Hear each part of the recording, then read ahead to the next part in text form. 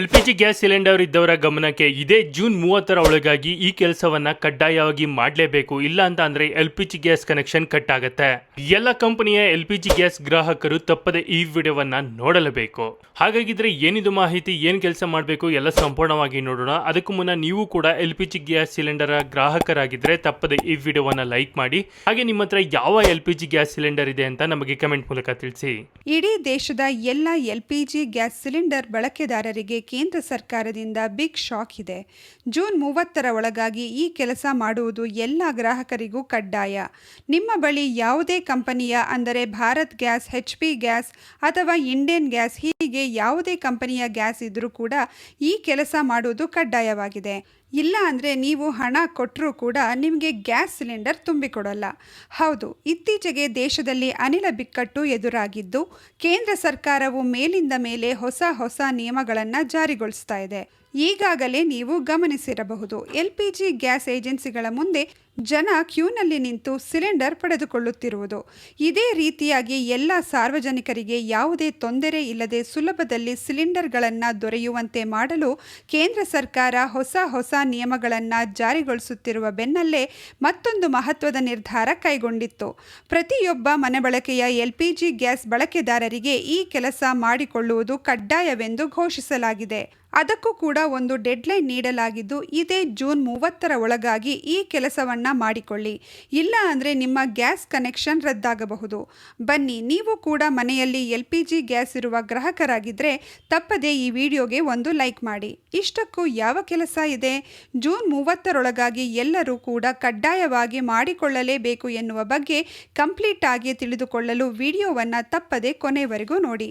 ದೇಶಾದ್ಯಂತ ಗೃಹ ಬಳಕೆಯ ಅನಿಲ ಗ್ರಾಹಕರು ಯಾವುದೇ ಅನಾನುಕೂಲತೆಯನ್ನು ಎದುರಿಸದಂತೆ ಭಾರತ ಸರ್ಕಾರ ಕಟ್ಟುನಿಟ್ಟಿನ ಮಾರ್ಗಸೂಚನೆಗಳನ್ನು ರೂಪಿಸುತ್ತಿದೆ.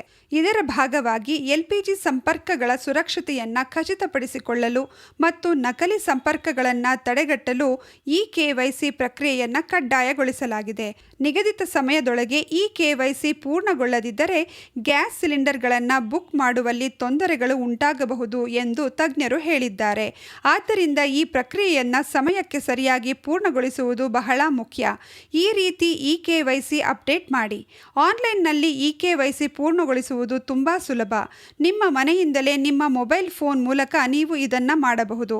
ಮೊದಲು ನಿಮ್ಮ ಆಯಾ ಗ್ಯಾಸ್ ಮಾರುಕಟ್ಟೆಯ ಕಂಪನಿಯ ಅಪ್ಲಿಕೇಶನ್ಗಳಾದ ಇಂಡಿಯನ್ ಆಯಿಲ್ ಅನ್ನು, ಭಾರತ್ ಗ್ಯಾಸ್ ಅಪ್ಲಿಕೇಶನ್ ಅಥವಾ HP ಗ್ಯಾಸ್ ಅಪ್ಲಿಕೇಶನ್ ಅನ್ನು ಡೌನ್ಲೋಡ್ ಮಾಡಿ. ಅದರ ನಂತರ ನಿಮ್ಮ ಸ್ಮಾರ್ಟ್ ಫೋನ್ನಲ್ಲಿ ಆಧಾರ್ ಫೇಸ್ RD ಅಪ್ಲಿಕೇಶನ್ ಅನ್ನು ಸ್ಥಾಪಿಸಿ, ಏಕೆಂದರೆ ಅದು ಮುಖ ಪರಿಶೀಲನೆಗೆ ಅಗತ್ಯವಾಗಿರುತ್ತದೆ. ನಂತರ ನಿಮ್ಮ ನೋಂದಾಯಿತ ಮೊಬೈಲ್ ಸಂಖ್ಯೆಯನ್ನು ಬಳಸಿಕೊಂಡು ನಿಮ್ಮ LPG ಖಾತೆಗೆ ಲಾಗಿನ್ ಮಾಡಿ. ಲಾಗಿನ್ ಆದ ನಂತರ KYC ಅಥವಾ ಆಧಾರ್ ದೃಢೀಕರಣ ವಿಭಾಗಕ್ಕೆ ಹೋಗಿ. ಅಲ್ಲಿ ನಿಮ್ಮ ಆಧಾರ್ ಸಂಖ್ಯೆ ಮತ್ತು ಇತರ ಅಗತ್ಯವಿರುವ ವಿವರಗಳನ್ನು ನಮೂದಿಸಲು ನಿಮಗೆ ತಿಳಿಸಲಾಗುತ್ತದೆ. ಅವುಗಳನ್ನು ನಿಖರವಾಗಿ ನಮೂದಿಸುವುದನ್ನು ಖಚಿತಪಡಿಸಿಕೊಳ್ಳಿ. ಅದರ ನಂತರ ನಿಮ್ಮ ಮುಖವನ್ನು ಆಧಾರ್ ಡೇಟಾ ಬೇಸ್ನೊಂದಿಗೆ ಹೊಂದಿಸಲು ಫೇಸ್ RD ಅಪ್ಲಿಕೇಶನ್ ಮೂಲಕ ಮುಖದ ಪರಿಶೀಲನೆಗೆ ಪ್ರಕ್ರಿಯೆಯನ್ನು ಮಾಡಲಾಗುತ್ತದೆ.